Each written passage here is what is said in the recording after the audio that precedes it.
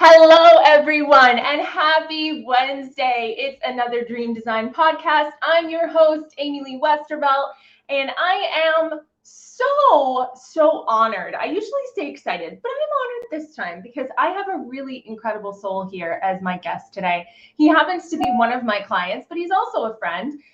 He and I have been in a lot of the same circles. I've watched the way that he's grown. I've watched the way that he's transformed his brand and other people's, brands and the way that they show up in their businesses. So I said, oh my goodness, I have to have him on the show. So I will be right back with Ray Warner, life coach. You guys, see you in a minute.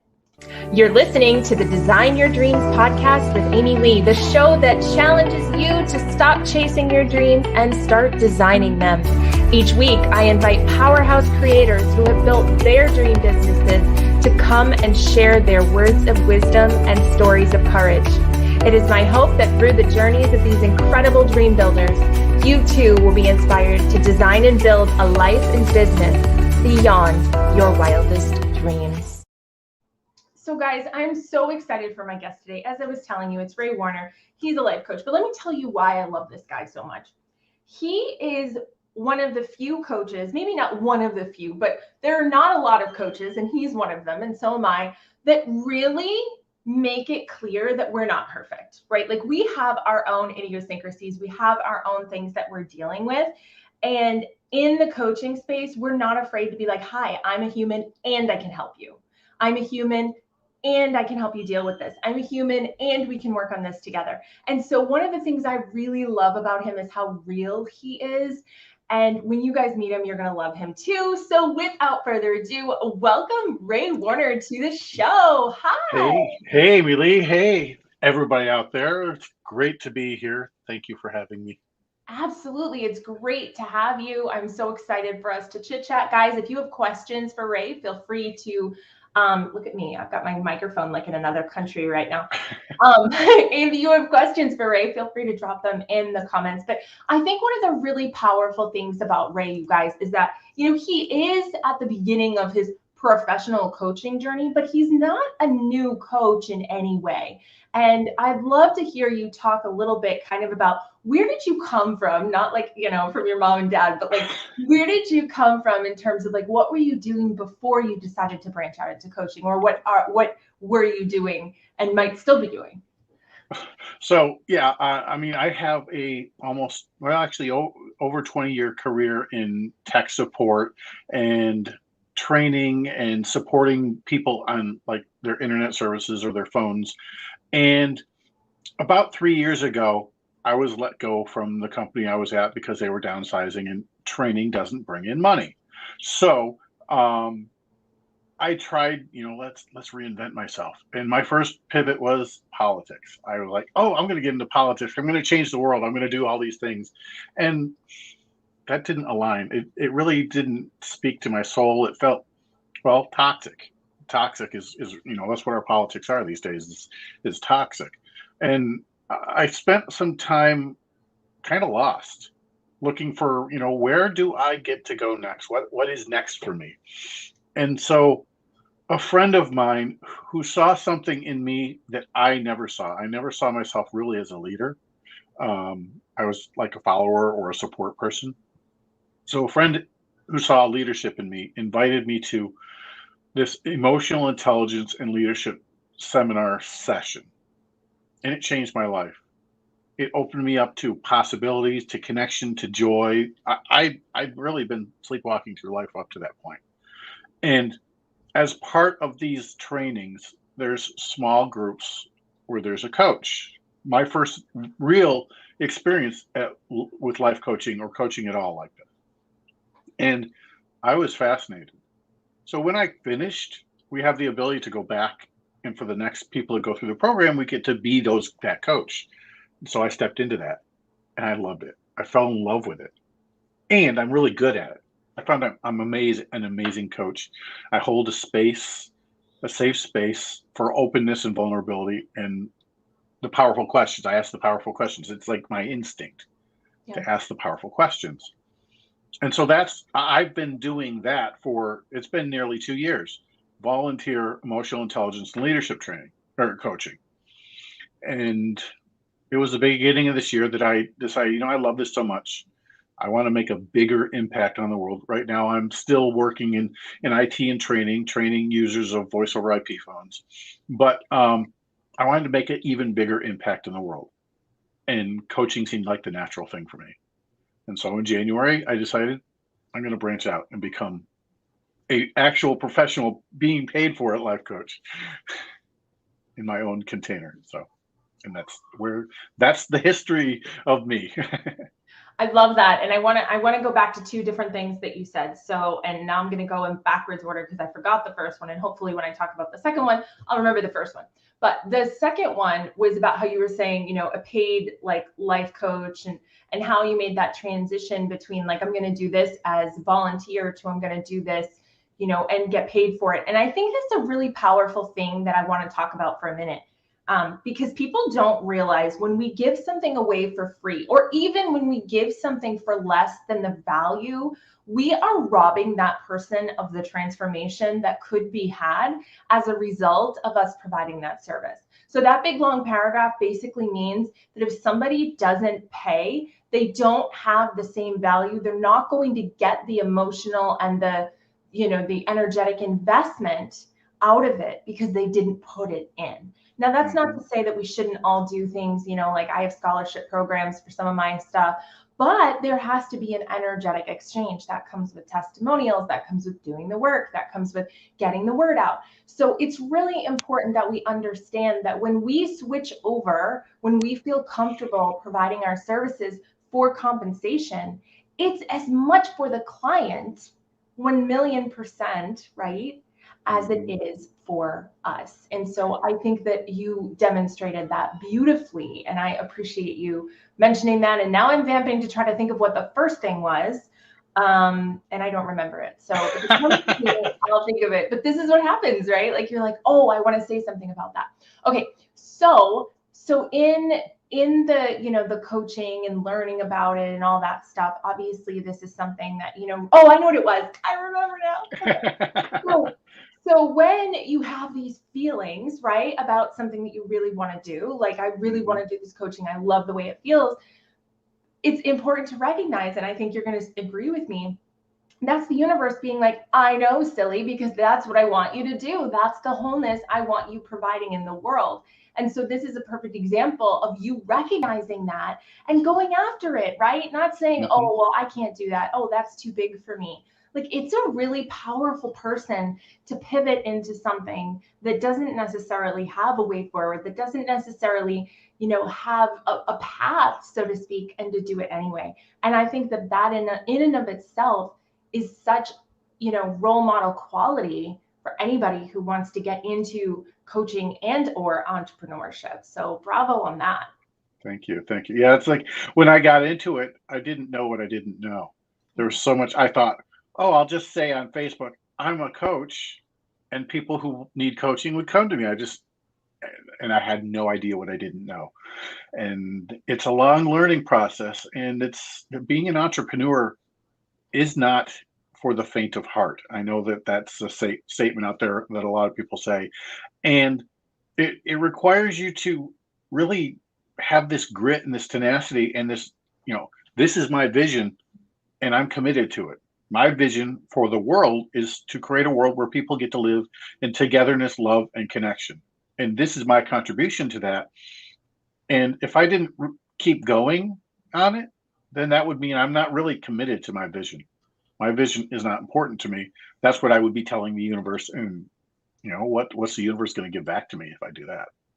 Right. And thus modeling for the people who wanted to potentially work with you. So I know that you're not a very controversial coach, but you did bring up something, and I want to know your thoughts on this. You mentioned that you can't just put yourself out there, right, as a coach and people just come. And I think a lot of that has to do with the fact that there's a lot of mistrust in the coaching industry. I mean, I know for myself, I've been burned by coaches. I'm sure you've been burned by coaches. There's a lot of mistrust about, okay, great, I'm going to get your help and you're going to help me, but like, what does that mean? And there's a lot of burden of proof on us nowadays to really enumerate for people what it is that we do and what we're committed to doing. And there's also a lot of entitlement too, where it's like, well, I'm going to hire a coach and they're going to fix everything. And so we kind of ride this careful boundary of like, well, I want to provide for my client, but at the same time, I also don't want to be a doormat either, because they're not necessarily going to get anything out of that. And so I was just curious, what do you feel like your contribution is as far as putting yourself out there in a way? Like what would be your message for somebody who was nervous about coaching because of a bad experience, or just because of the way that coaches are painted in the industry today? Well, I mean, for me, my view of a coach is I provide the container, the space, the place for openness, the place for discovery, the place for vulnerability. And my role as the coach is to first create the container, but also ask the powerful questions, guide you, the coachee, the client, through the process of pulling out the knowledge that you already have inside of you. Because everybody already has everything that they need to succeed. Everybody already knows everything they need to succeed. There may be no process things, but that's process stuff. But as far as the deep knowing, you already have that. So my role as a coach is to say, okay, you said I heard you say this. I'm going to reflect this back to you in a different way so that you hear it differently than when it came out of your mouth. And then once this knowing is you've pulled it out of the back of your head to the front, I'm then there to hold the space, hold the context, hold you accountable for saying, okay, you wanted this. Now, how badly do you want it? I mean, I know you and I have had this conversation. I hired you to kick my ass, and please do so. Kick your ass, I am, Ray. Yes, and that's I hold you accountable. I don't do the work, you do the work, and that's really what it comes down to. Is I can't do it for you. You have to want it bad enough to actually do the work. Yeah, and I love that, and I think that you do a really good job of demonstrating that. I think that the unique proposition that you bring is just that. You're like, yeah, I'm the space holder. I'm here to let you listen. I'm here to listen. I'm here to let you get it all out. But at the end of the day, when it comes to creating those goals or creating, what it is that we're going to do, like, you're going to be in the driver's seat for that. And a lot of people don't understand that about coaching. They don't understand that there's a lot that goes into that, and it's not coming from the coach, right? The coach is like, it's like when you watch, a sports game, right? Sports ball. I'm kidding. I have my teams. But when you watch a sports game, it's like the coach is there and they're saying, yeah, go get it, keep going, go around third, he's way out there, but they're not like, hold on, let me hit it for you. Hold on, let me catch the ball for you, because that's not what a coach is. And I love that you said that there's that holding space piece and also the accountability piece, but one of the things I think you really bring to the table that's really special is that, you are an empath and you are a very sensitive person. And so you bring a lot of safety into that space. And so I would love to hear you talk a little bit, just kind of about your approach as far as the container that you create for your clients. Well, I mean, that's exactly it. It's a safe space. I set the context at the very beginning. I'm here to listen to you. I'm here to serve you. This is a place where you can open up as fully as you want. And I'm here to love you. I'm here to take care of you. I'm here to see you in your highest possibility. In fact, I already see people in their highest possibility the moment I see them. Yep, me too. And it's the 5-1, I think. Yeah, exactly. Yeah. So that's what I already see you in your perfect diamond, as I say. And so I'm here. This is while we're in our sessions or even outside of our sessions. I'm here. I'm home. I'm safe. You can trust me to not only care for you and love you and be compassionate with you, but also love you enough to call you on your BS. To say, hey, you said you wanted this. Now, how about we do this? What's holding you back? But it's that It's that compassion, that empathy. I can feel their emotions, and sometimes it's I struggle with opening myself up too much. It's like take on too much of it, and there's always that balance where they get to have their emotions. I get to stay closed off enough so that I'm not overwhelmed. Mhm. But that's really what it comes down to is I'm here, bounce it off of me. I'm not gonna lash out. I'm not gonna judge you or take what you said and twist it. Mhm. I'm just here to reflect it. Mhm.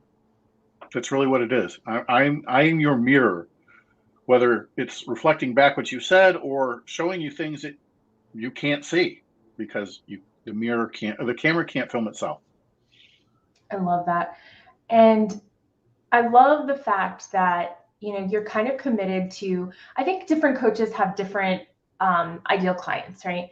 And so for me, I tend to kind of go for people who are a little bit further along the spectrum, a little bit more kind of aware of the law of attraction and maybe have tried things that didn't work out. But I noticed that your ideal client is really somebody who's just kind of allowing themselves to think about coaching, right? To think about maybe this is something that I could invest in for myself. Maybe this is something that would help me. Maybe I am allowed to look at the answers in the back of the book. And so I would love to hear a little bit about your perspective in terms of being somebody's first coach, being that entry level, understanding that you're getting somebody who really doesn't know what to expect. How does it feel? And kind of like, what is your philosophy around that?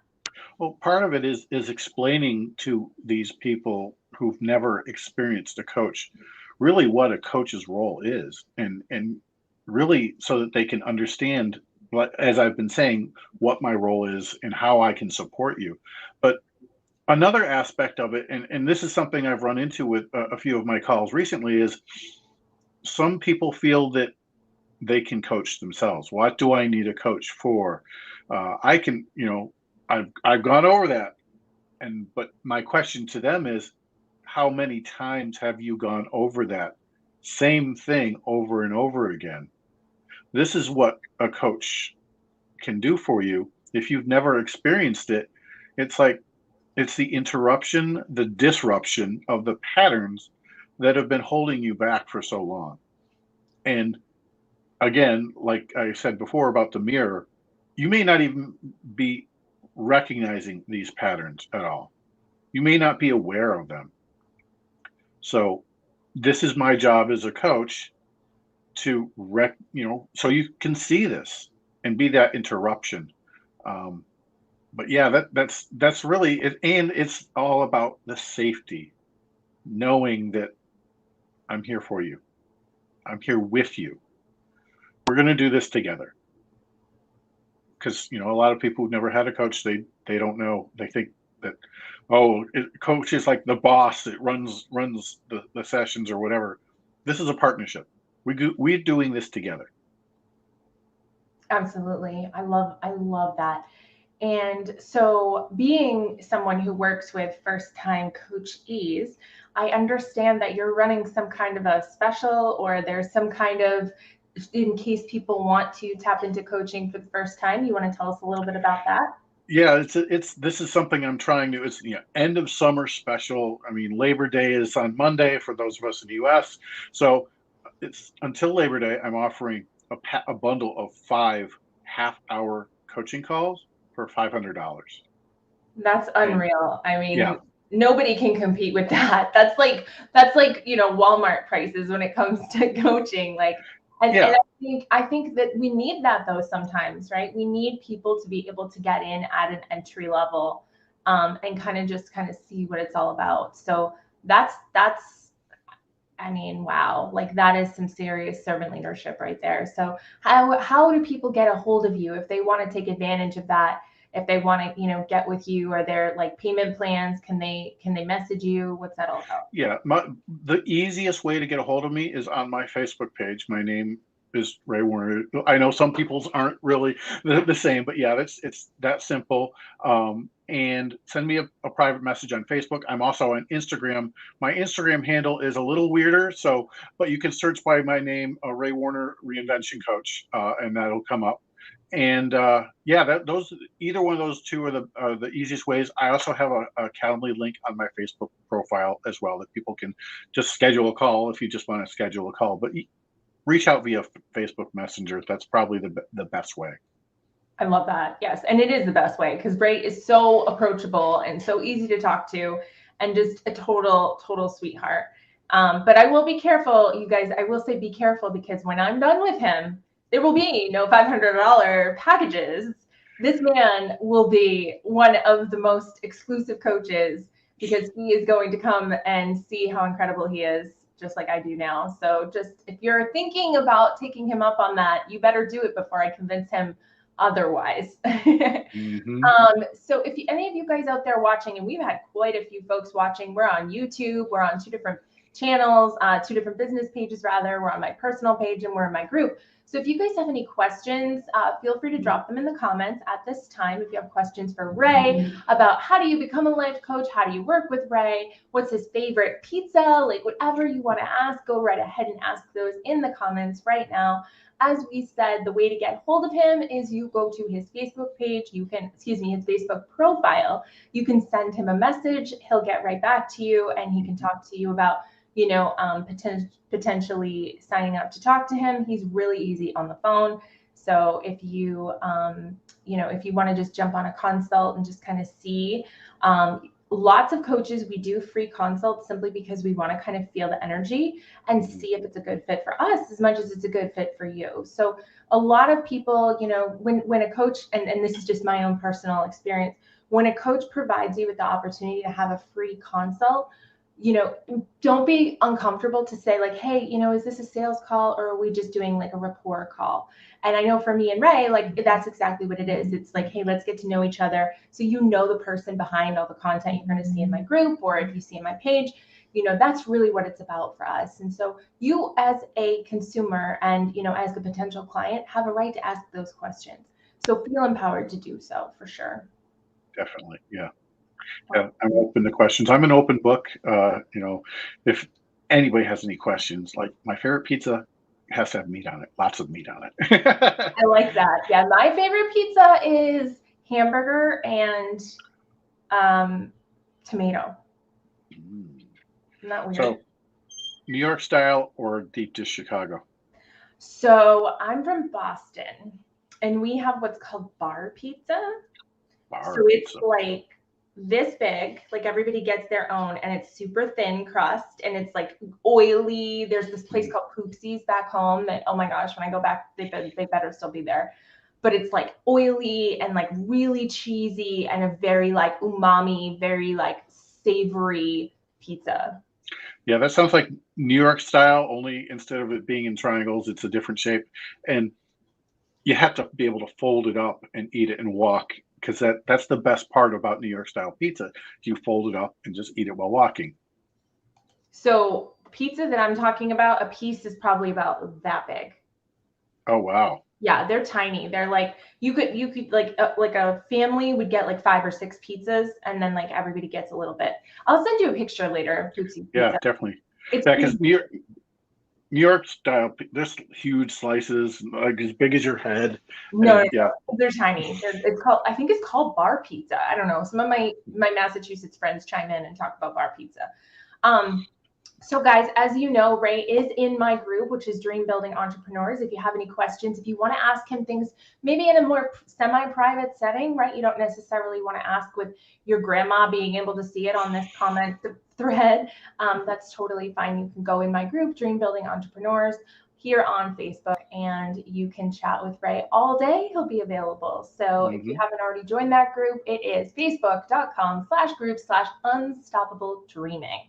So we would love to see you there. Any last, I hate to say last words, any last comments, anything else you want to leave our audience with before we let you go today, Ray? I guess, the biggest thing, it's for me, what really was the biggest change was finding and committing to my vision. Before I had a vision, there was no point, there was no direction in my life. I didn't know where I was going. It's like the GPS. And so now that I have a vision, then now I know where I'm going. Now I know what I want and why I want it. And now I know what actions are aligned, inspired actions to take. And that's really what I found is something that a lot of people would be served by, is a vision, to create a vision. It's your why. It's what keeps you going when it's hard. And that's really It sounds like there's a lead magnet in there for you somewhere, sir. maybe. My wheels are turning on that one. And you know what you just said, in the book Playing the Matrix, which I recommend if you haven't read it, it's awesome. It's by Mike Dooley, the guy that does all the universe stuff, the thoughts from the universe and everything he's from The Secret. He has a saying that the destination forces the path. Yeah. So like your GPS, right? Like when you know where you're going, then everything else, the path has to be found because you've got that endpoint. So you're really there to help people find that endpoint. Yep. And while it's fun sometimes to just drive around and do scenery, just look at the scenery, that's not something you want to do all the time. Yeah. Which in effect makes you pretty much a dream design coach. No, maybe. Well, you better watch out. I might be. Oh, Sheila says your pole star guides you. I love that. Yes. Second star to the right and straight on till morning. Well, Ray, thank you so much for being here. It has been a pleasure and a half. Obviously, lots of folks are going to watch this throughout the day to be inspired by, oh my gosh, I can be a life coach, to be inspired with, oh my gosh, I can hire a life coach, and oh my gosh, someone like Ray exists that can be there for me and to help me find my way back, to the dream that I came here to dream. So thank you so much for being here, Ray. Thank you for having me, Amy Lee. It was amazing, and I appreciate it. Absolutely. So that'll do it this week, guys, for the Dream Design Podcast. Until next time, when I have another fabulous guest, and I'll actually be joining you guys. Oh no, I'll still be home. I was going to say I'll be at the beach, but I'll still be home.